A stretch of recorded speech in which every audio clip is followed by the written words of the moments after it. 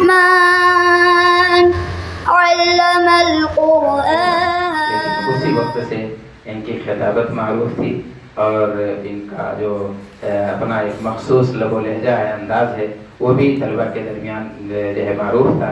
اللہ تبارک تعالیٰ ان کی زبان میں مزید تاثیر عطا کرے. اور اب میں بلا کسی تاخیر کے شیخ سلطان سید حافظ اللہ کو دعوت دیتا ہوں کہ وہ آئیں اور اپنا خطاب پیش فرمائیں.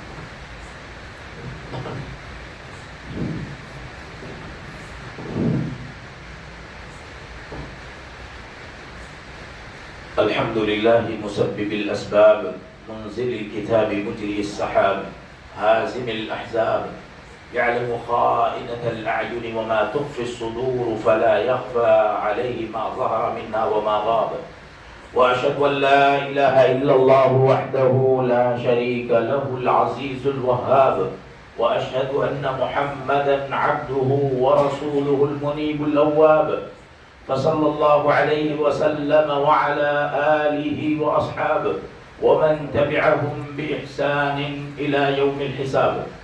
أما بعد فأعوذ بالله من الشيطان الرجيم. بسم الله الرحمن الرحيم. وأوحى ربك إلى النحل أن اتخذي من الجبال بيوتا ومن الشجر ومما يعرشون ثم كلي من كل الثمرات فاسلكي سبل ربك ذللا يخرج من بطونها شراب مختلف ألوانها فيه شفاء للناس إن في ذلك لآية لقوم يتفكرون. سب سے پہلے ہر قسم کی تعریف و توصیف، بڑائی، بزرگی، کبریائی، عظمت و جلال، حمد و ثنا اور شکر و سپاس ہوں اس اللہ عظیم وحدہ لا شریک احد و صمد کے لیے جس نے ہمیں اسلام اور منہج سلف جیسی عظیم نعمتیں عطا فرمائی. ربنا لك الحمد حتى ترضى ولك الحمد اذا رضيت ولك الحمد بعد الرضا. بعد ذا انگنت درود و سلام ہو نبیوں کے سردار سید الاولین والآخرین، امام الانبیاء والاتقیاء والاولیاء والشہداء والصلحاء والمرسلین، محمد عربی محمد رسول اللہ صلی اللہ علیہ وسلم کے لیے کہ بڑا بخیل اور بدبخت ہے وہ شخص جس کے سامنے نبی کائنات محمد عربی صلی اللہ علیہ وسلم کا نام آئے اور اس کے زبان سے صلی اللہ علیہ وسلم بھی ادا نہ ہو سکے. اللہم صلی علی محمد وعلی آل محمد كما صليت على إبراهيم وعلى آل إبراهيم إنك حميد مجيد. اللهم بارك على محمد وعلى آل محمد كما باركت على إبراهيم وعلى آل إبراهيم إنك حميد مجيد. تحمید و تسلیم اور حمد و صلاۃ کے بعد سب سے پہلے اللہ کا عظیم شکر احسان ہے کہ اللہ نے ہمیں یہاں پر ایک نیک مقصد کے تحت جمع فرمایا.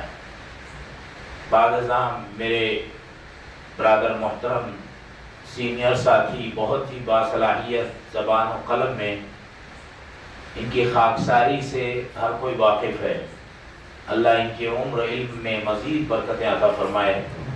ان کو بعد میں ہی کہنا چاہیے تھا مگر چونکہ میں مغرب کی نماز تک مصروف تھا اس وجہ سے میں نے معذرت کر کے ان سے وقت تاخیر سے لے لیا. اللہ ان کی علم عمر میں برکت عطا فرمائے. جو لوگ یہاں حاضر ہوئے ہیں میں ان تمام کا شکر گزار ہوں. یہ مسجد شہر سے بہت دور ہے پھر بھی لوگ اخلاص کے ساتھ یہاں تشریف لائے. اللہ ہمارے اس شرکت کو دنیا اور آخرت کی نجات کا سبب بنا دے. آج میں نے ایک مختلف مضمون کو اختیار کیا ہے اور وہ مضمون ہے حفظان صحت اور اس کے تقاضے. ہم دیکھ رہے ہیں کہ بڑی تیزی سے مختلف بیماریاں انسانوں کو اپنی آغوش میں لے رہی ہیں. ہمارے اسلاف، ہمارے پرکھے جن بیماریوں کے بارے میں کبھی سنتے نہیں تھے وہ بیماریاں عام ہو گئی ہیں. یاد رکھیے کہ روئے زمین پر ہدایت کے بعد جو سب سے بڑی نعمت ہے وہ صحت ہے. Health is wealth. آپ جانتے ہیں کہ آپ کے پاس صحت ہے، وعلیکم السلام، تو آپ کے پاس دنیا کی عظیم نعمتیں ہیں. آپ عبادت بھی نشاط کے ساتھ کر سکتے ہیں. آپ اپنی ضروریات کے لیے کسی دوسرے کے محتاج نہیں ہیں. آپ اللہ کی رضا کے ہزاروں کام کر سکتے ہیں. میں ایک دو حدیثیں آپ کی گوش گزار کر دوں. حضرت عبداللہ ابن عباس رضی اللہ عنہما سے صحیحین کی معروف روایت ہے، فرمایا رسول عربی صلی اللہ علیہ وسلم نے فرمایا نعمتان مغبون فیہما کثیر من الناس الصحت والفراغ. دو نعمتیں ایسی ہیں کہ انسانوں کی اکثریت ان سے غافل ہے یا ان کو لے کر خسارے میں ہے. ان کی قدر و قیمت کا ان کو احساس ہی نہیں ہے. الصحت والفراغ. پہلی نعمت ہے صحت. ہم کتنے سال کے ہیں، کتنے سال زندگی کے بیت گئے اور ہمارے پاس اب کتنے سال باقی ہیں. ہم اگر روزانہ اس کا احتساب کریں تو ہمیں اپنی گزرتی ہوئی زندگی پر بڑا افسوس ہوگا. اور اللہ نے جو طاقت و قوت عطا کی ہے اس کی اہمیت اور قدر و قیمت جاننے کے لیے ضروری ہے کہ ہم اسپتالوں کا دورہ کریں. ایک ایک نس اگر اپنی جگہ سے ہٹ گئی ہے تو برسوں سے بندہ بستر مرگ پر ہے، مریض کوما میں چلا گیا ہے، بین الحیات والممات ہے، نہ وہ زندگی میں ہے نہ موت میں ہے. ہڈی کے معمولی مرض سے لوگ چل پھر نہیں سکتے. ان کا بھی دل چاہتا ہے کہ وہ باہر نکل نہیں سکتے. جب آپ اسپتالوں کا دورہ کریں گے، مریضوں کی عیادت کریں گے تو احساس ہوگا کہ اللہ نے جو صحت ہمیں عطا کی ہے اور جب تک یہ صحت ہمارے ساتھ ہے یہ اللہ کی کتنی عظیم نعمت ہے. رسول عربی صلی اللہ علیہ وسلم نے فرمایا، امام ترمذی رحمہ اللہ نے عبداللہ ابن عباس رضی اللہ عنہما سے روایت نقل فرمائی کہ آپ نے فرمایا اغتنم خمسا قبل خمس. آپ ایک آدمی کو نصیحت کر رہے تھے اور آپ صلی اللہ علیہ وسلم نے فرمایا 5 چیزوں سے پہلے غنیمت جان لینا. یہ جب نکل گئی تو دوبارہ نہیں ملے گی. حیاتک قبل موتک. کب کون مرے کوئی گارنٹی نہیں ہے. کون سی رات ہماری زندگی کی آخری رات ہوگی کسی کو نہیں معلوم. کون سی ملاقات ہماری آخری ملاقات ہے کسی کو نہیں معلوم. حیاتک قبل موتک. یہ جو بول رہے ہیں، چل رہے ہیں، باتیں کر رہے ہیں، اپنی بشری ضروریات پوری کر رہے ہیں، اس حیات کو غنیمت جان لے. موت سے پہلے موت آئے گی تو پھر ایک دو رکعت نماز نہیں پڑھ سکتا. اللہ سے گزارش کرے گا کچھ تاخیر کر دے، نہیں سالوں نہیں، ہفتہ نہیں، گھنٹہ 2 گھنٹہ، دن 2 دن، مگر اس وقت جب موت آ جائے گی تو کسی کو مہلت نہیں ملے گی. آپ صلی اللہ علیہ وسلم نے آگے فرمایا شبابک قبل حرمک. اپنی جوانی کو بڑھاپا آنے سے پہلے غنیمت جان لے. گنتی کے چند سال تیرے پاس رہ گئے ہیں. وصحتک قبل سقمک. بیماری دستک کب دے گی کسی کو نہیں معلوم. ہم نے دیکھا ہے لوگ مسجد سے نکلے گھر نہیں پہنچے کہ ان کو فالج ہو گیا. ہم نے دیکھا ہے کہ رات میں اچھے سے سوئے تھے، فجر میں خبر آئی کہ آج رات ان کو فالج ہو گیا ہے، اٹیک آ گیا. کون سی بیماری کب دستک دے گی کوئی گارنٹی نہیں ہے. تو ہم اپنی صحت پر اللہ کا شکر ادا کر لیں اور اس کی قدر و قیمت کا احساس کریں. اور آپ نے فرمایا غناک قبل فقرک. اپنی مالداری کے دنوں کو اپنی محتاجگی کے دن آنے سے پہلے غنیمت جان لے. کب کتنا بڑا مال میں خسارہ ہوگا اور کتنی بڑی مصیبت آئے گی کوئی گارنٹی نہیں ہے. آپ صلی اللہ علیہ وسلم نے آگے فرمایا وفراغک قبل شغلک. بہت سارے ممالک بہت ساری مصروفیات میں مشغول ہو گئے. ملک شام مشغول ہو گیا، بڑے بڑے ممالک مشغول ہو گئے، وہ کیسی مشغولیت ہے کہ وہ رمضان کے مہینے میں روزہ نہیں رکھ سکتے، نماز کے لیے مسجد نہیں جا سکتے، ایک ایک دن اپنی جان کی فکر ہے۔ ہم نے دیکھا غزہ کے کیا حالات تھے، تو رسول اللہ صلی اللہ علیہ وسلم نے فرمایا فراغت قبل شغلک، جب تک تم فری ہو، تمہارے پاس ٹائم ہی ٹائم ہے، اوقات ہی اوقات ہیں، تو مشغول ہونے سے پہلے اللہ کا شکر ادا کر لے اور اس کو غنیمت جان لے۔ ایک حدیث اور عرض کر دوں، رسول عربی صلی اللہ علیہ وسلم نے فرمایا، عبداللہ ابن مسعود رضی اللہ عنہ سے مروی ترمذی کی روایت ہے، لا تزول قدم عبد یوم القیامت حتی یسأل عن خمس، بندے سے قیامت کے دن بندے کا قدم ہل نہیں سکتا جب تک کہ 5 سوالات کے جواب نہ دے لے، قدم ہٹ نہیں سکتا۔ حتی یسأل عن خمس، عن عمرہ فیما افناہ، عمر کے بارے میں سوال ہوگا کہ یہ قیمتی ایام کہاں گزارے، کیا کرتا تھا، صبح شام کا کیا شیڈول تھا، دن ہفتوں میں، ہفتے مہینوں میں، مہینے سال میں گزر رہے ہیں، بالوں میں چاندی چمکنے لگی ہے، جسم میں کمزوری آ گئی ہے، عمر بیت رہی ہے، فیما افنا، تو نے عمر کہاں فنا کی، سوال کا جواب دے، اس سے پہلے ہٹ نہیں سکتا۔ وان شبابی فیما ابلا، اور جوانی کے بارے میں سوال ہوگا کہاں بوسیدہ کی، جوانی اللہ کی ایک عظیم نعمت تھی، تو نے کہاں بوسیدہ کی۔ تیسرا سوال ہوگا وعن مالی من این اکتسب، کہ مال تو نے کمایا کہاں سے، مال تو حاصل کرنا آسان ہے، حلال کمانا مشکل ہے، بہت سارے وسائل اور ذرائع ہیں، لوگ آپ کو فون کر کے آفر کرتے ہیں، آپ آ جائیے، ہم آپ کی خدمت بھی کریں گے، آپ لون لے لیں، ہم خود لون کی قسطیں لے لیں، آپ کے گھر پر آئیں گے، آپ لیجئے، کسی طرح سے آئیے، آفر آ رہی ہے، آپ کے موبائل پہ میسج آ رہا ہے۔ مال کمانا، حاصل کرنا بہت آسان ہے، حلال کمانا اور حلال پر اکتفا کرنا بہت مشکل ہے۔ من این اکتسب، مال آیا کہاں سے، وفی منفقہ، مال خرچ ہوا کہاں، آیا تو ٹھیک ہے، اب آنے کے بعد گیا کہاں، کن چیزوں میں مال کو خرچ کیا، بلا وجہ تو نے چیزیں خریدی تو نہیں، بلا وجہ تو نے مال کو ضائع تو نہیں کیا، یہ سوالات ہوں گے۔ وعن علمہ ماذا عمل بہ، اور سوال ہوگا تو نے جتنا علم حاصل کیا تھا اس پر کتنا عمل کیا۔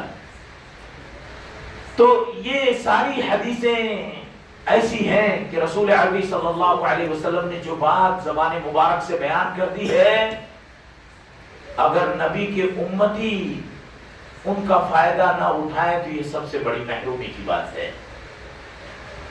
جن لوگوں کے پاس بیماریاں دستک دیتی ہیں، مشکلات آتی ہیں، سب سے پہلے آپ یہ بات یاد رکھیں کہ بغیر تقدیر کے یہ ممکن نہیں ہے۔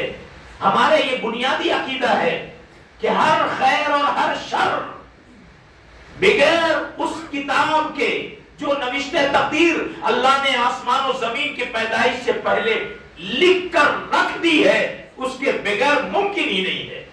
فرمایا اللہ نے قل لن یصیبنا الا ما كتب اللہ لنا هو مولانا، کہہ دیجئے ہرگز ہمارے پاس کوئی چیز نہیں آ سکتی مگر وہی جو اللہ نے ہمارے لیے پہلے سے لکھ کر رکھ دیا ہے۔ تو پہلی بات تو یاد رکھیں، جو بھی مصیبت، بیماری، پریشانی آئے، یہ اپنی مرضی سے نہیں آ رہی ہے، اللہ نے لکھا ہے، اس کا حصہ ہے۔ اور فرمایا اللہ نے وَمَا أَصَابَكُم مِّن مُّصِيبَةٍ إِلَّا بِإِذْنِ اللَّهِ، اللہ کی اجازت کے بغیر بھی کوئی مصیبت نہیں آتی۔ اسی طرح سے مصیبتیں آتی ہے تو اپنے ہی کرتوتوں کا نتیجہ ہے۔ فرمایا وَمَا أَصَابَكُم مِّن مُّصِيبَةٍ فَبِمَا كَسَبَتْ أَيْدِيكُم، تمہارے پاس جو بھی مصیبت آتی ہے اگر غور کریں گے تو ان میں تمہارا اپنا ہاتھ ہے۔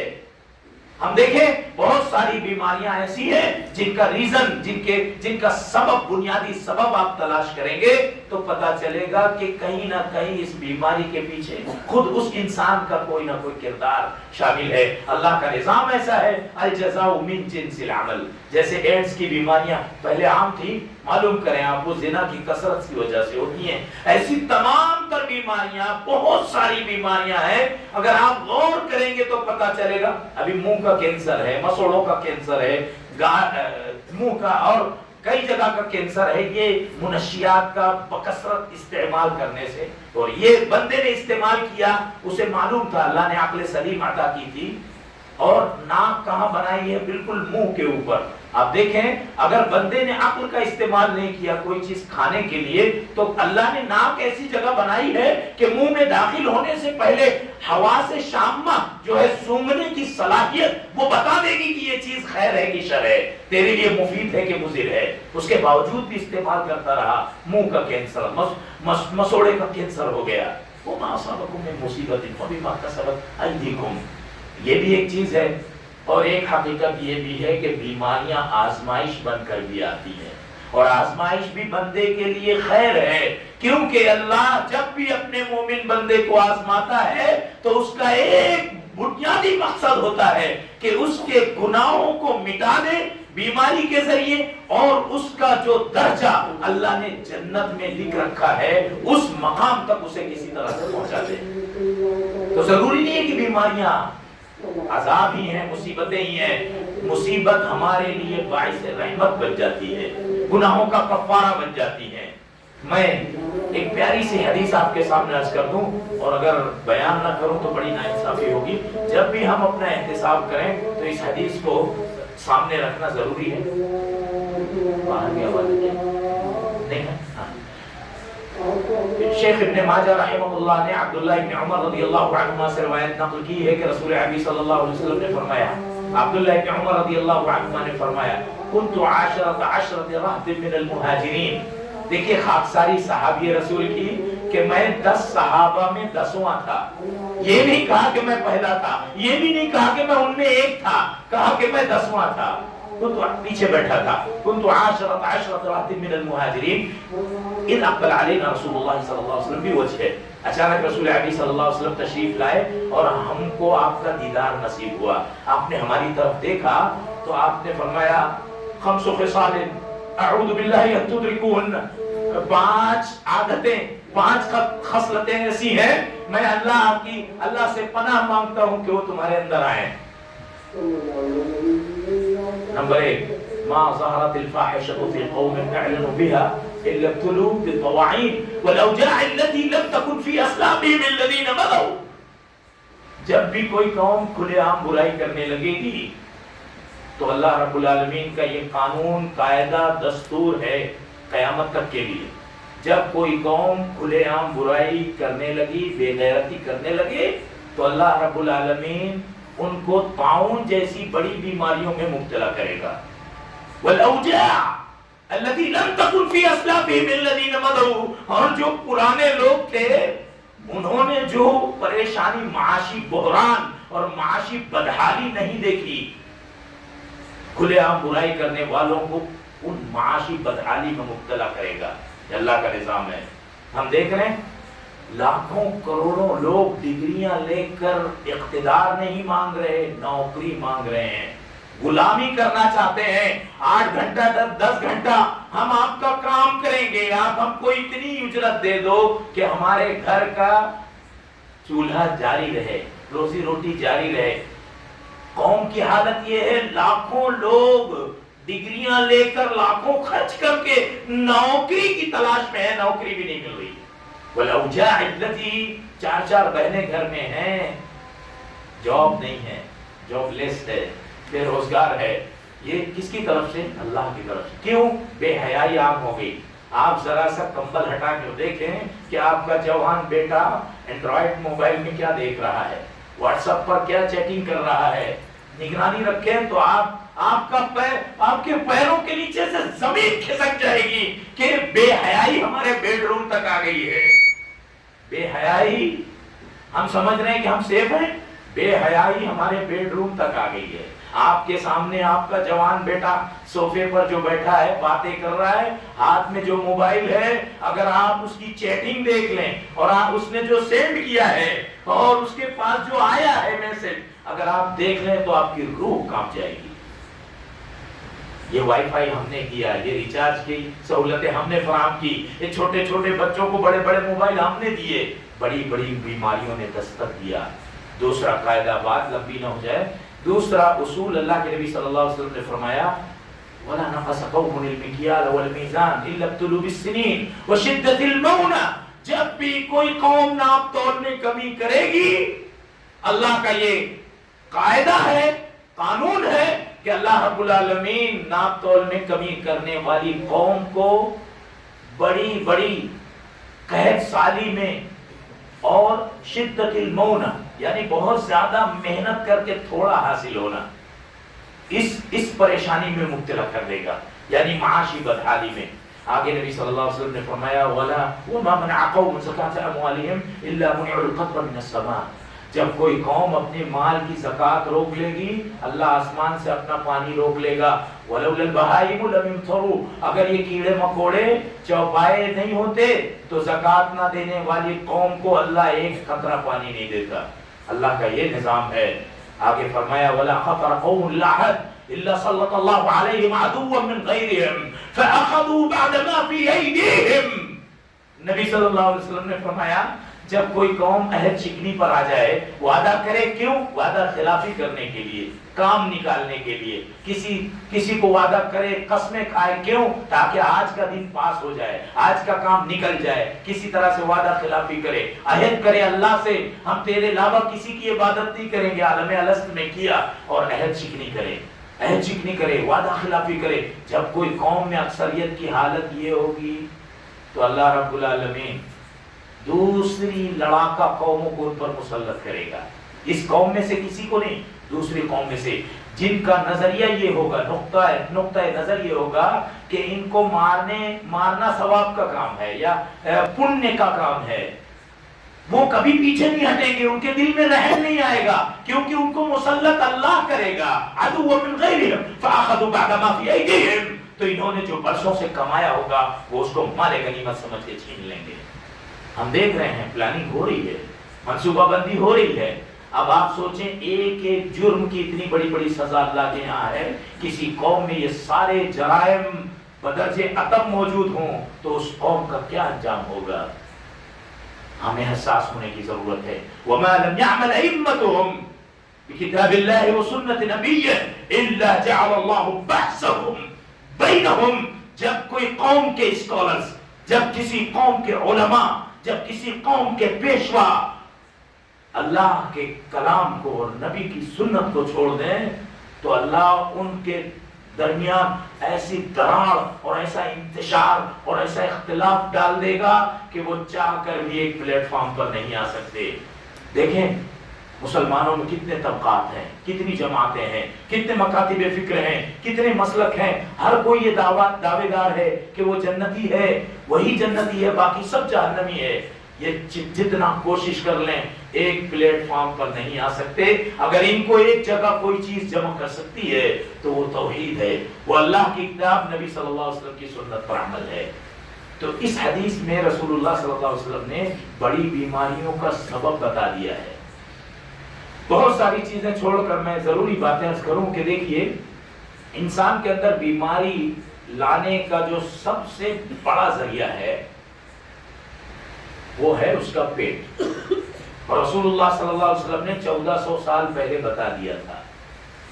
حضرت مقدام ابن معدی کرب رضی اللہ عنہ سے صحیح روایت ہے، رسول عربی صلی اللہ علیہ وسلم نے فرمایا ما ملأ ابن آدم وعاء شرا من بطنه.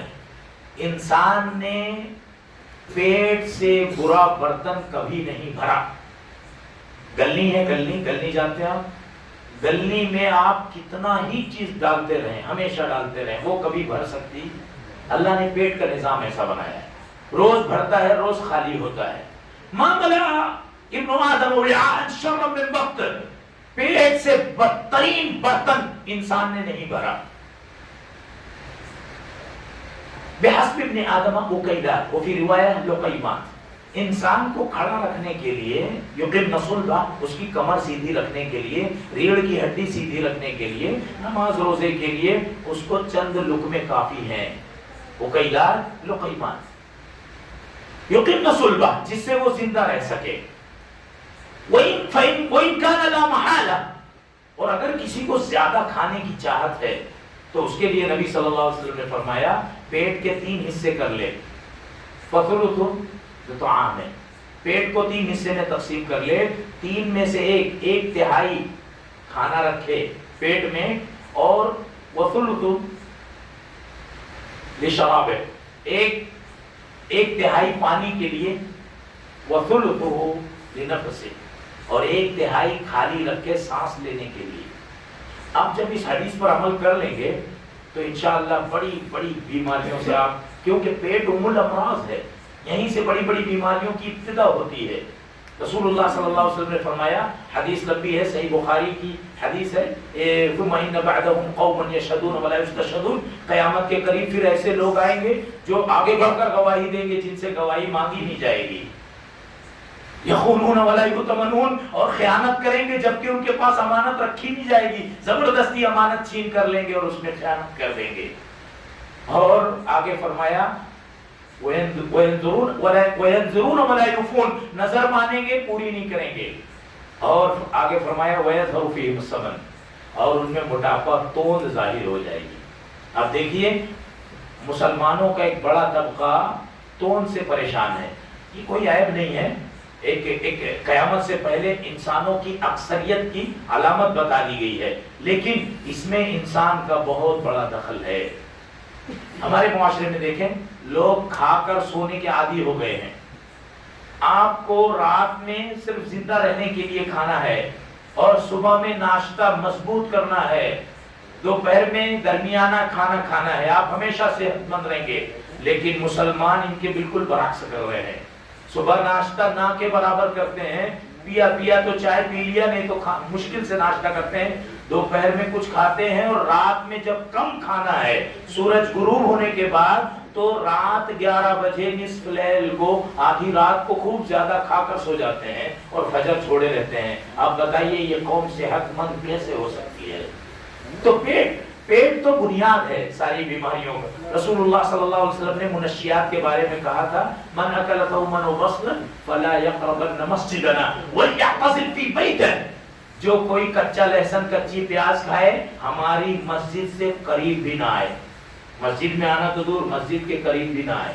کچا لہسن کچی پیاز حلال ہے کہ حرام ہے؟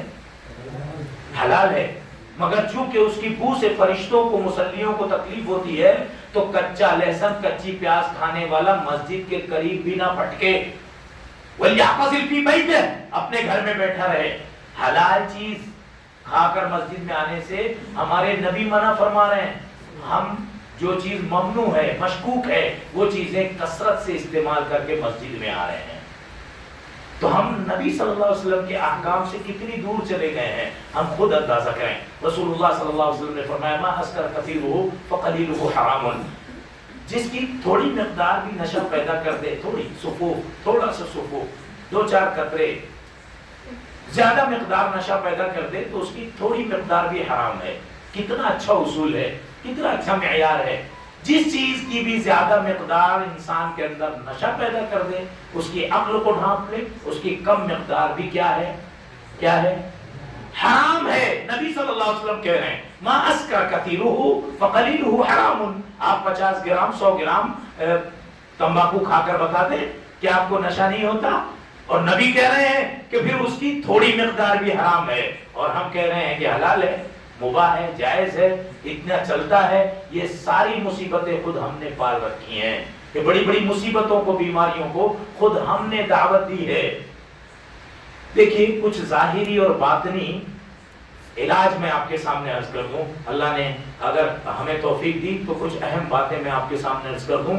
میرے بھائیوں، کچھ ظاہری اور کچھ باطنی، چھپی ہوئی اور ظاہری، اللہ نے ایسے علاج، ایسے راز رکھے ہیں کہ آپ صحت مند رہ سکتے ہیں۔ سب سے پہلی چیز ہے صلہ رحمی۔ انس بن مالک رضی اللہ عنہ سے صحیح ہے کہ روایت ہے، رسول عربی صلی اللہ علیہ وسلم نے فرمایا من احب ان یبسط له فی رزقه وینسأ له فی اثره فلیصل رحمه، جو چاہتا ہے کہ اس کو زیادہ سے زیادہ روزی ملے، رزق ملے، اور جو چاہتا ہے کہ اس کی عمر میں برکت ہو، فلیصل رحمہ، تو اسے چاہیے کہ سگے رشتہ داروں کو جوڑ کر رکھے۔ آج 1400 سال کے بعد میڈیکل سائنس نے اس بات کو تسلیم کر لیا ہے کہ جو رشتوں سے کٹ کر الگ الگ رہتا ہے وہ دوسروں سے کم جیتا ہے، اور اس کی بنیاد بنائی ہے ارسطو، جو یونان کا ایک مفکر تھا، اس کو بنیاد بنا کر سائنس اس نتیجے پر پہنچی ہے۔ ارسطو نے ایک مثال دی تھی کہ آپ ایک بکرے کو، دو بکرا لیں، بکرے کا دو بچہ لیں، اور ایک بکرے کے بچے کو جال میں بند کر دیں اور اس کے سامنے شیر بند رہے، اور دوسرے بکری کے بچے کو دوسری طرف تنہا بند کر دیں جال میں، اور دونوں کی عمر کا جائزہ لیں۔ ارسطو اس نتیجے پر پہنچا تھا، اس نے کہا کہ جو بکری کا بچہ بھلے وہ قید ہے مگر اس کے سامنے شیر قید ہے، تو یہ اس بکرے سے جو اکیلا ہے آدھی عمر جیے گا۔ کیوں؟ اس لیے کہ اس کی زندگی دہشت میں ہے، اس کی زندگی میں فکر ہر وقت لاحق ہے کہ شیر کہیں مجھے کھا نہ لے، شیر کہیں مجھ پر حملہ آور نہ ہو جائے، اور اس بکرے کو ایسی کوئی فکر لاحق نہیں ہے۔ جو لوگ رشتوں سے کٹ جاتے ہیں، سگوں سے دوری اختیار کر لیتے ہیں، ایک وقت ان پر تنگ گزرانے زندگی کا، بلکہ یوں کہیے کہ دل کی تنگی کا ایسا آ جاتا ہے کہ پھر وہ ساری دولت لٹانا چاہتے ہیں اپنوں کی قربت کے لیے، مگر ان کو پھر اپنوں کی قربت نہیں ملتی، اور زندگی میں وہ خوشی سے جی نہیں سکتے۔ اس لیے اصول یہ ہے کہ آپ صلہ رحمی کرتے جائیں، اپنی عمر اور اپنے رزق میں برکت حاصل کرتے جائیں۔ یہی اللہ رب العالمین کا ایک بہت ہی غائبانہ باطنی طریقہ ہے۔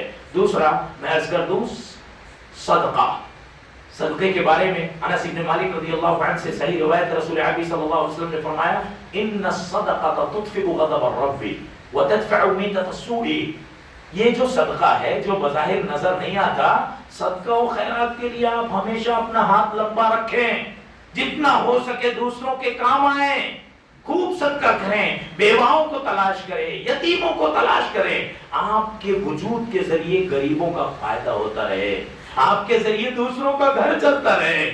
پتہ نہیں کس کی دعا سے آپ کی بڑی بڑی بیماری آپ کے قریب آ کر گزر جائے گی، آپ کو دھکا بھی نہیں لگے گا، آپ کے بڑے بڑے حادثات، بڑے بڑے ایکسیڈنٹ صرف صدقہ و خیرات کی برکت سے دور ہو جائیں گے۔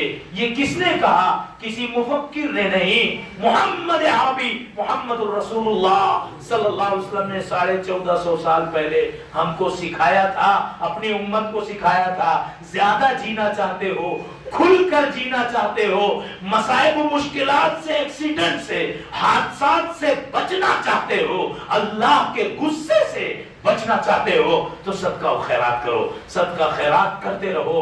یہ اللہ کے غصے کو بجھاتا ہے، ٹھنڈا کرتا ہے، اور یہ صدقہ و خیرات آپ کو بڑی بڑی بیماریوں سے اور بڑے بڑے حوادث سے محفوظ رکھتا ہے۔ اسی طرح سے میں عرض کر دوں، صوم کون سا؟ روزہ تو بہت ساری جسمانی بیماریوں کا علاج ہے۔ نارمل آپ روزہ رکھنے کی عادت ڈال لیں۔ اسلام نے جو تلقین کی ہے روزے کی، رمضان کا روزہ سال بھر کے مسائل کا، جسمانی روحانی مسائل کا حل ہے، تزکیے کا ذریعہ ہے۔ لیکن اگر آپ دیکھیں اسلامی شرع کے مطابق مہینے میں چاند کے 3 ایام ہیں، ایام بیچ کے روزے رکھ لیں۔ پھر آپ اگر ہفتے میں بھی روزہ رکھنا چاہتے ہیں تو آپ پیر کے دن اور جمعرات کے دن روزہ رکھیں۔ رسول عربی صلی اللہ علیہ وسلم نے فرمایا احب الصیام الی اللہ صیام داؤد کان یصوم یوما ویفطر یوما۔ سب سے اچھا روزہ داؤد علیہ السلام کا روزہ ہے، ایک دن روزہ رکھتے تھے، ایک دن ناغہ کرتے تھے۔ اگر آپ اس پر عمل کر لیں، تھوڑا مشکل ہے، لیکن اگر آپ اس پر عمل کر لیں، آپ کی بڑی بڑی بیماریاں صوم داؤدی کی وجہ سے ختم ہو جائیں گی۔ رسول عربی صلی اللہ علیہ وسلم نے شہوت پر قابو پانے کے لیے نوجوانوں کو یہی نصیحت کی تھی۔ آپ نے فرمایا یا معاشر الشباب، اے نوجوانوں کی جماعت، نکاح کر لو، اور تم میں سے جس کو نکاح کی طاقت نہیں ہے فَإِن لَمْ تَسْتَطِعْ، تم میں سے کسی کو طاقت نہیں ہے فَعَلَيْهِ بِالصَّوْمِ فَإِنَّهُ لَهُ وِجَاءٌ، تو اس کے لیے روزہ ہے۔ روزہ شہوت سے بچانے کا ذریعہ بھی ہے، تو جسمانی پاکیزگی کا ذریعہ بھی روزہ ہے، روحانی پاکیزگی کا ذریعہ بھی روزہ ہے، نفسانی بے راہ روی سے بچنے کا ذریعہ بھی روزہ ہے۔ یہ سب ہمارے پاس ہے۔ دوسری قومیں اس سے محروم ہیں، دوسری قوموں کے پاس نہیں ہے، ہمارے پاس ہے، لیکن بڑی بڑی بیماریوں کے ہم شکار ہیں، بڑے بڑے مسائل میں ہم مبتلا ہے۔ کیوں؟ اس لیے کہ ہم نے اپنی شریعت کی قدر و قیمت کو نہیں سمجھا۔ میں وقت نہیں ہے، بڑی تیزی سے اپنی بات عرض کر دوں، کچھ باتیں چھوٹنے نہ پائے کہ میرے بھائیوں کچھ ظاہری چیزیں ہیں جو آپ کو صحت مند رکھ سکتی ہیں، اور حکیموں کے حکیم، طبیبوں کے طبیب، طبیب الاطباء، اماموں کے امام محمد عربی محمد رسول اللہ صلی اللہ علیہ وسلم نے طب نبوی میں ساری باتیں بیان کر دی ہیں۔ وہ ساری باتیں تو کئی گھنٹے آپ سنتے رہیں گے، ختم نہیں ہوگی۔ میں کچھ باتیں عرض کر دوں۔ یہ پانی ہے جسے ہم نظر انداز کر رہے ہیں، میڈیکل سائنس نے آج ثابت کر دیا ہے کہ آپ کو اتنے لیٹر، 6-7 لیٹر جو بھی ہے، 24 گھنٹے میں نارمل آدمی کو پانی پینا ہے۔ کڈنی کی بعض بیماریاں ایسی ہیں جن میں زیادہ پانی پینا ہے، بعض بیماریاں ایسی ہیں جن میں پانی کم پینا ہے۔ ایک نارمل آدمی کو کئی لیٹر پانی پینا ہے۔ اللہ نے 1400 سال پہلے اپنے کلام میں کہا تھا وَجَعَلْنَا مِنَ الْمَاءِ كُلَّ شَيْءٍ حَيٍّ، ہر زندہ رہنے والی چیز کو ہم نے پانی سے بنایا ہے۔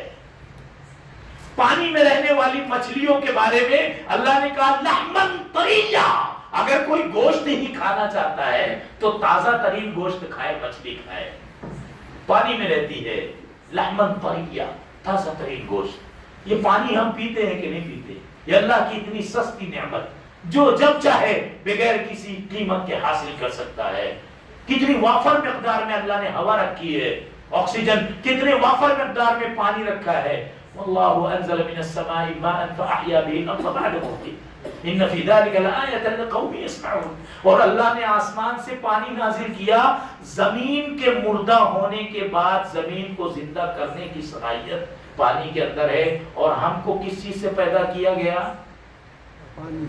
ہمیں کس چیز سے پیدا کیا گیا؟ مٹی سے، مٹی سے پیدا کیا گیا۔ اور اللہ نے اس زمین کے بارے میں کہا زمین مردہ ہونے کے بعد ہم پانی سے زندہ کر دیتے ہیں۔ ہم اگر بیمار پڑ جائیں تو یہ پانی بھی ہماری بہت ساری بیماریوں کا سبب ہے، یا بیماریاں دور کر سکتا ہے۔ پانی اور کھانے کے بارے میں میں کچھ عرض کر دوں۔ ایک بات یاد رکھیں، انشاءاللہ آپ کے لیے مفید ہو۔ پانی پیاس لگنے کے پہلے پی لیں، پانی پیاس لگنے سے پہلے پینے کی عادت ڈال لیں، اور کھانا بھوک لگنے کے بعد ہی کھائیں، اور اتنا ہی کھائیں کہ پیٹ کے 3 حصے کر لیں۔ ہم الٹا کر رہے ہیں، پانی پیاس لگنے کے بعد بھی نہیں پی رہے ہیں، اور کھانا بھوک لگنے سے پہلے کئی بار کھا رہے ہیں، اور ضرورت سے زیادہ کھا رہے ہیں۔ ظاہر ہے ہم نے ان بیماریوں کو دعوت دی ہے۔ وَمَا أَصَابَكُم مِّن مُّصِيبَةٍ فَبِمَا كَسَبَتْ أَيْدِيكُمْ، تمہارے پاس جو مصیبتیں آئی ہیں وہ صرف آزمائش نہیں ہے بلکہ تمہارے ہی کرتوتوں کا نتیجہ اور صلہ ہے۔ تو پانی پینے کے لیے انتظار نہ کریں پیاس کا۔ اور ایلوپیتھک دواؤں سے بچنا چاہتا ہوں، مجھے کوئی جڑی بوٹی کی دوا بتائیے۔ آپ کا ذہن چلا گیا جڑی بوٹی کی دوا استعمال کریں گے تو آپ کو حکیم بتاتا ہے یہ گندھا، وہ پھندا، یہ چیز، ساری جڑی بوٹیوں کے نام وہ اپنے علم اور حکمت کے مطابق لکھ کر دیتا ہے۔ اب وہ ساری جڑی بوٹیاں ڈھونڈ رہے ہیں، اس ملک میں، اس ملک میں، اس شہر میں، اس شہر میں، ساری جڑی بوٹیاں کب جمع ہوں گی اور وہ کب بنے گا؟ اللہ نے اس کام کو شہد کی مکھی کے ذریعے کیسے لیا ہے؟ اللہ نے کہا انِتَّخِذِي مِنَ الْجِبَالِ بُيُوتًا، پہاڑوں پر، گھروں پر، درختوں پر گھر بنا۔ ثُمَّ كُلِي مِن كُلِّ الثَّمَرَاتِ فَاسْلُكِي سُبُلَ رَبِّكِ ذُلُلًا، پھر مکھی نکل الگ الگ پھولوں کا رس لے، اس پھول کا تھوڑا سا رس لیا، اس پھول کا تھوڑا سا رس لیا، وہاں سے تھوڑا سا رس اپنے اندر لیا، سارے کئی طرح کے پھولوں کا رس لے اور اللہ کے سیدھے راستے پر چلی جا، اور سارے رس لے کر آ کر شہد تیار کر، اور ایک ایسا کارخانہ کہ دنیا حیران و پریشان ہے شہد نے۔ اور پھر انسان کی بندگی بھی اللہ نے ثابت کر دی کہ تو اللہ کے سامنے کیسے اکڑ سکتا ہے۔ ہم چاہیں تو تیری شفا کسی اپنی حقیر مخلوق کی غلاظت میں رکھ دیں، انسان کی خاکساری دیکھیے، اللہ کی عظمت دیکھیے کہ انسان اللہ کے سامنے کبھی اکڑ نہیں سکتا. ایک حقیر مخلوق کسی چیز کو لے کر اپنے پیٹ میں جگہ دے، اس کے بعد اپنی غلاظت بنا دے، وہ میں نے تمہارے لیے شفا رکھی ہے، اسی میں شفا رکھی ہے. شہد کے بعد، شہد بھی ہم استعمال نہیں کرتے، شہد میں بہت ساری ملاوٹیں بھی ہوتی ہے. تلاش کریں، ہر وقت اپنے گھر میں شہد رکھیں. جب بھی چھوٹے معصوم بچے بیمار پڑیں شہد کا استعمال کریں، دودھ کا استعمال کریں، کھجور کا استعمال کریں. میں درمیان میں ایک آیت میں نے ترک کر دی، وَمِن ثَمَرَاتِ النَّخِيلِ وَالْأَعْنَابِ تَتَّخِذُونَ مِنْهُ سَكَرًا وَرِزْقًا حَسَنًا. دیکھیے کھجور اور انگور بڑی بڑی بیماریوں کا توڑ ہے. کھجور ہر گھر میں ہر وقت ہونا چاہیے. کھجور ہر مومن گھر میں ہر وقت ہونا چاہیے، تاکہ اس میں جو غذائیت ہے، میڈیکل سائنس نے یہ بھی تسلیم کر لیا کہ کھجور کے اندر جو غذائیت ہے، آپ دن بھر میں کچھ نہ بھی کھائیں، کھجور اور پانی پر آپ برسوں زندہ رہ سکتے ہیں. کھجور اور پانی پر آپ برسوں زندہ رہ سکتے ہیں. ایسی غذائیت کی چیز ہم اپنے گھروں میں کیوں نہ رکھیں؟ تو میرے بھائیوں اور بھی غور کر لیں. اللہ نے قسم کھائی والتین والزیتون، قسم ہے تین کی، انجیر کی، والزیتون اور زیتون کی. جہاں تک ہو سکے انجیر اپنے گھر میں رکھیں. حکیموں نے بتایا کہ اگر آپ زیتون کے تیل میں ایک کھجور اور 2-3 انجیر رات میں بھگا دیں، زیتون کے تیل میں، جو کھانے والا زیتون کا تیل ہے، اس میں اگر 2-3 انجیر اور کھجور رات میں ڈبو دیں اور صبح میں کھانے کا معمول بنا لیں، تو ویسے بھی آپ کو بہت ساری بیماریاں دستک نہیں دیں گی اور بہت سارے غائبانہ طریقے سے آپ کے جسم سے بیماریاں نکل جائیں گی. تو یہ ساری چیزیں قرآن میں ہے، حدیث میں ہے. دنیا کی سب سے معتبر کتاب حکمت کی اللہ کا کلام ہے، نبی صلی اللہ علیہ وسلم کے فرامین ہیں. ہم دیکھیں رسول عربی صلی اللہ علیہ وسلم نے فرمایا، صحیح بخاری کی معروف روایت ہے، ابو ہریرہ رضی اللہ عنہ سے مروی ہے، الحبۃ السوداء شفاء من كل داء الا السام. حبۃ السوداء، کالا دانہ. کالا دانہ اگر یہاں منگریلا کہتے ہیں، اگر آپ کو منگریلا پر یقین نہیں ہے کہ یہ کالا دانہ سے مختلف ہے تو آپ عرب سے کالے دانے منگا لیں. کالا دانہ ہر وقت اپنے گھر میں رکھیں. بتائیے صادق المصدوق ہمارے نبی نے کہا کیا کہ اس کالے دانے میں ہر بیماری کا علاج ہے سوائے موت کے. اب ہم اس یقین کے ساتھ اگر کھا لیں تو کیا ہمیں بیماریاں دستک دیں گی؟ ہمارے نبی نے جب کہہ دیا ہے کہ اس میں ہر بیماری کا علاج ہے سوائے موت کے، تو ہم کالے دانے کی اہمیت کو کیوں نہیں سمجھتے؟ اب اگر آپ اور آگے آ کر غور کریں تو کچھ باتیں اور میں عرض کروں میرے بھائیوں. کچھ ذرائع ہیں جن سے ہم بیماریوں سے بچ سکتے ہیں. وہ یہ ہے کہ ہم طہارت کا اہتمام کریں. رسول اللہ صلی اللہ علیہ وسلم نے دن میں 5 مرتبہ وضو کے بارے میں حکم دیا ہے. فرض ہے، نماز فرض ہے اور نماز کے لیے وضو فرض ہے. بغیر وضو کے نماز نہیں ہو سکتی. دن میں 5 مرتبہ آپ کو وضو کرنا ہے. جو لوگ نماز سے جڑے ہوئے ہیں، مسجدوں سے جڑے ہوئے ہیں، ویسے ہی ان کو بہت ساری بیماریاں دستک نہیں دیتی. اللہ کے نبی صلی اللہ علیہ وسلم نے فرمایا من توضأ فاحسن الوضوء ثم اتى الى المسجد لا يريد الا الصلاة. جو کوئی وضو کرے، اچھا وضو کرے، نبی نے جیسے صحابہ نے سکھایا ہے، بالغ وضو کرے، ناک جھاڑے، ناک کو اچھے سے اندر تک پانی لے جا کر جھاڑے، بہت ساری بیماریوں سے بچ جائے گا. چھینک آئے گی، ناک جھاڑے، کلی کرے، وضو اچھا کرے اور مسجد کی طرف جائے اور مقصد اس کا صرف اللہ کے لیے عبادت کرنا ہے، تو جتنا قدم چلے گا اس کے گناہ مٹائے جائیں گے، اس کے درجات بلند ہوں گے. مسواک کے بارے میں رسول عربی صلی اللہ علیہ وسلم نے فرمایا السواک مطہرۃ للفم ومرضاۃ للرب. مسواک تو منہ کی صفائی اور اللہ کی خوشنودی کا سب سے بڑا ذریعہ ہے. تو ہم ان ظاہری طہارت کا بھی اہتمام کریں.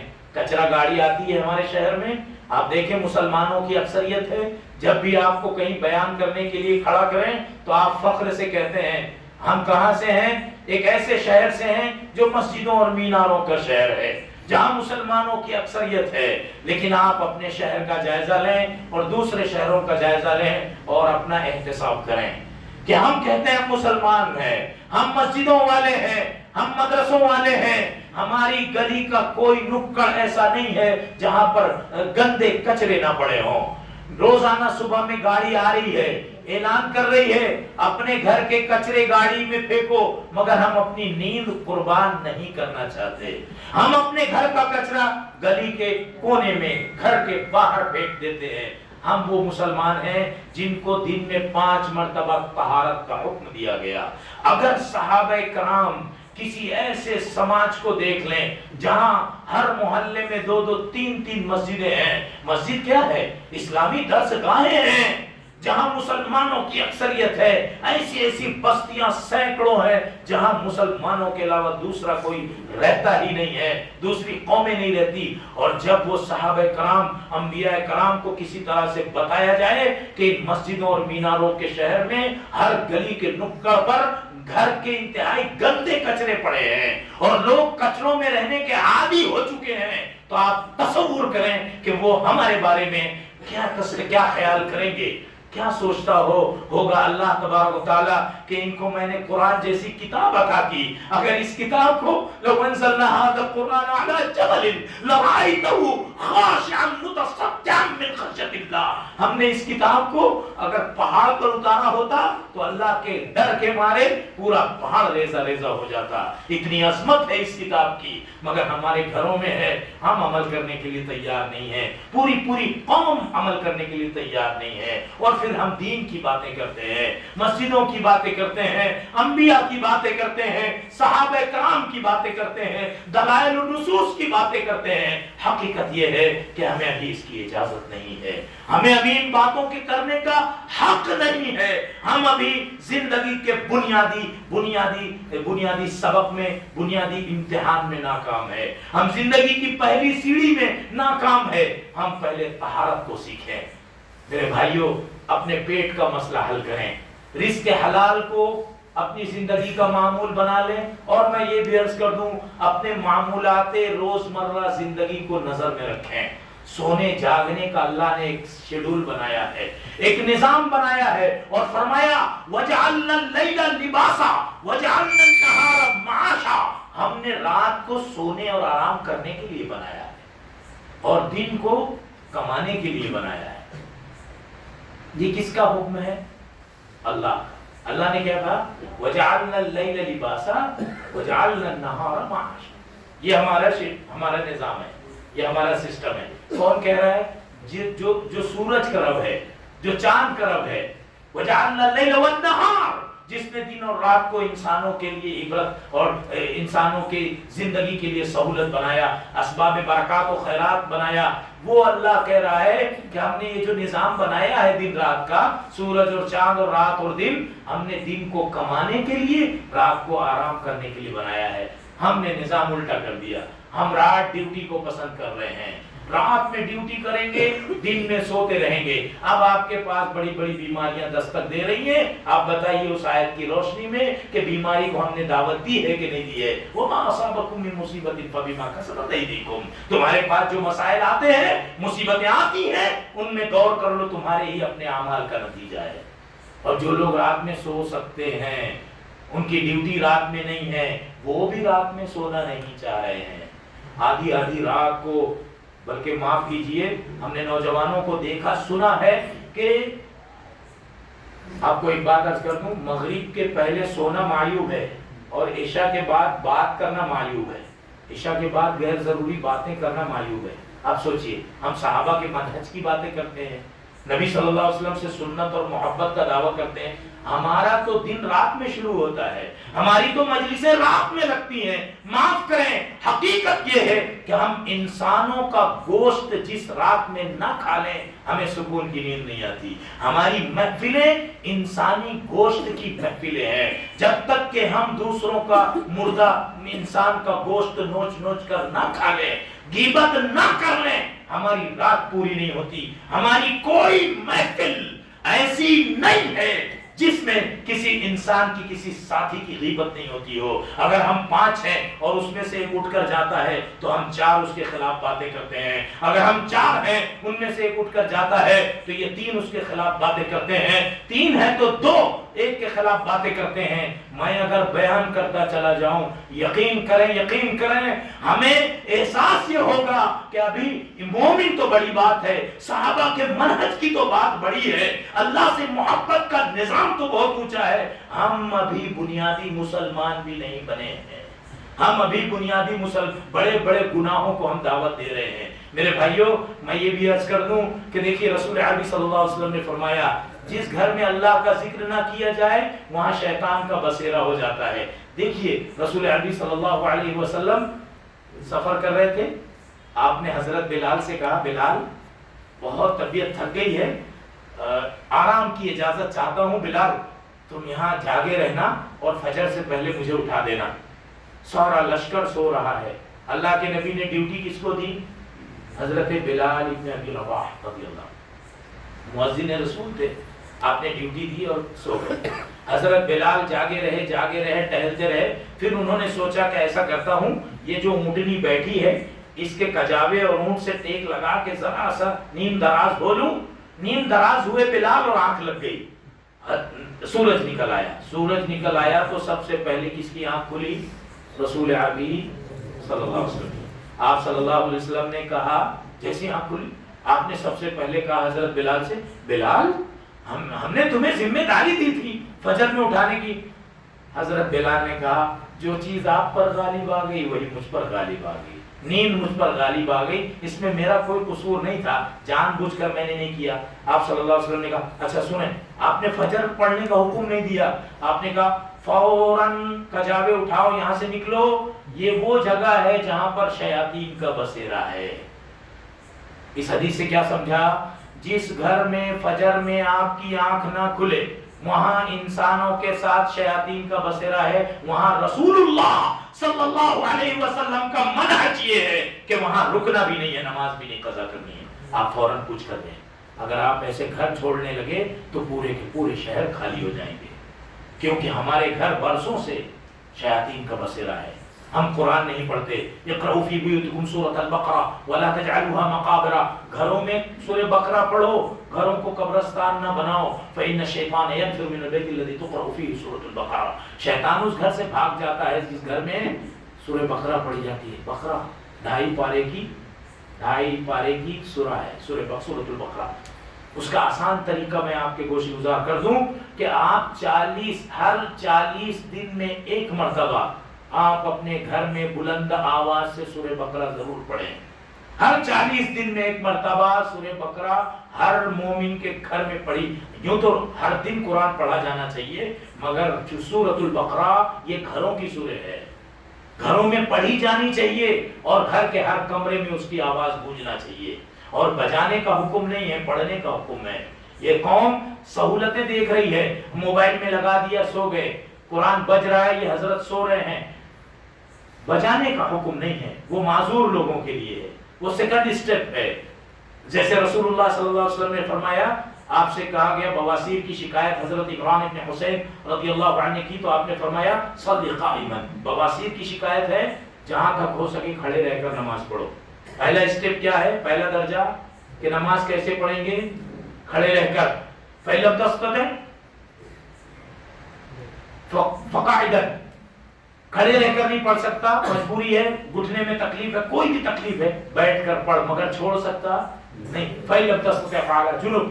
اور اگر نہیں لیٹ کر نہیں بیٹھ کر بھی نہیں پڑھ سکتا تو قبلہ کے سمت پیر کر کے جیسے آپ کھڑے رہتے ہیں قبلے کی طرف ایسے ہی آپ لیٹ جائیں اور ہاتھ کے اشارے سے نماز پڑھیں, مگر نماز چھوڑ سکتے نہیں. معلوم یہ ہوا کہ اگر آپ صحت مند ہیں تو پہلے اسٹیپ پر عمل کر سکتے ہیں, آپ کھڑے رہ کر نماز پڑھ سکتے ہیں.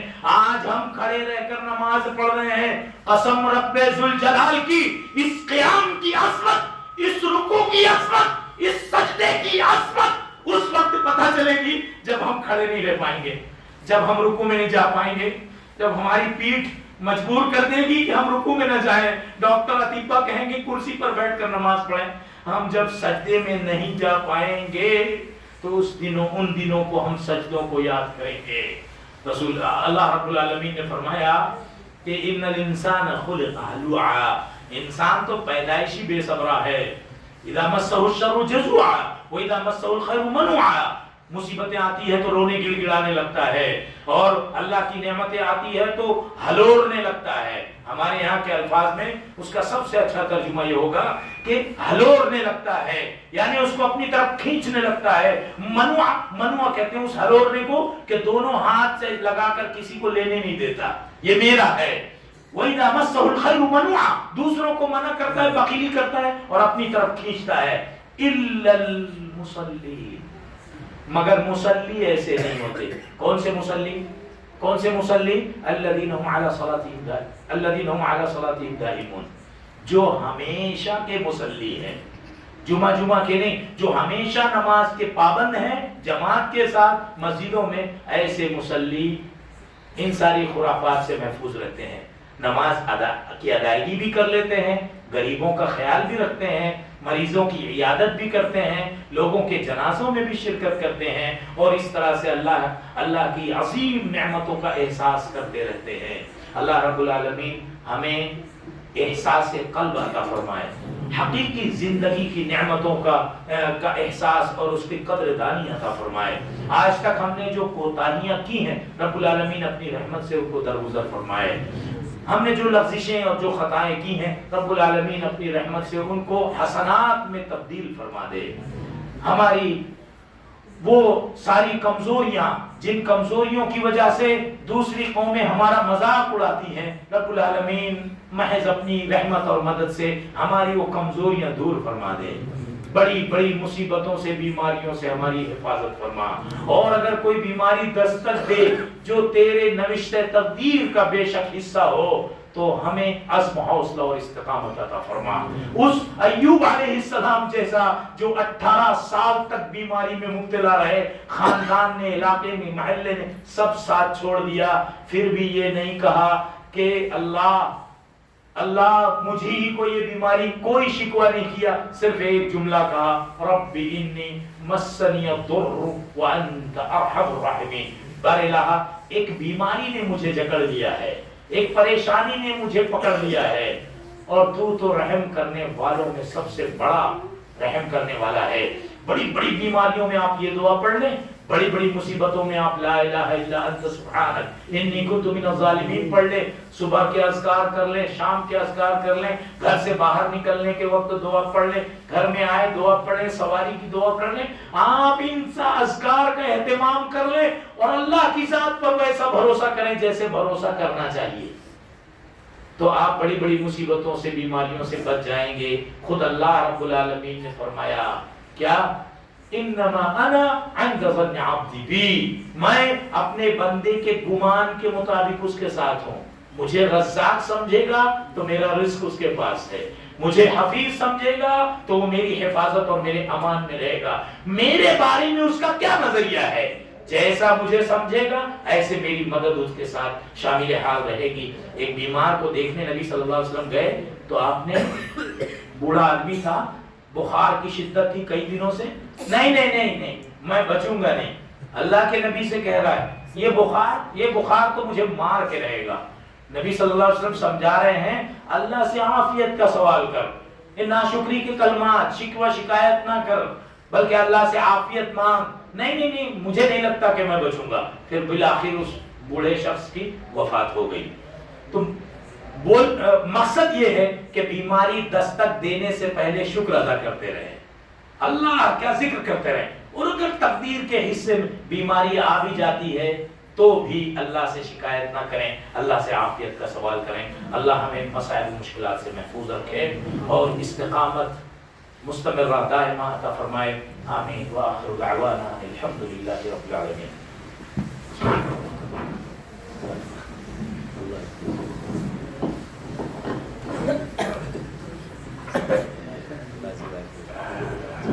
اللہ جزائے خیر عطا فرمائے شیخ محترم کو، انہوں نے نہایت ہی قیمتی باتیں اور بڑے ہی منظم انداز میں اور نہایت سہل اسلوب میں ہمارے سامنے پیش کیا ہے۔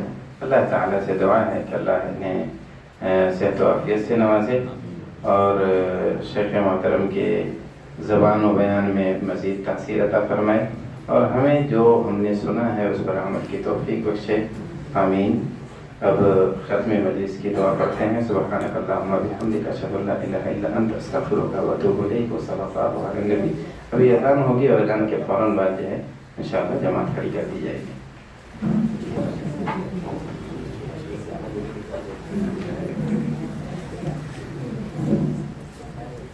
وضو ہو، باقی وہ وضو نہ کرے کوئی مسئلہ نہیں۔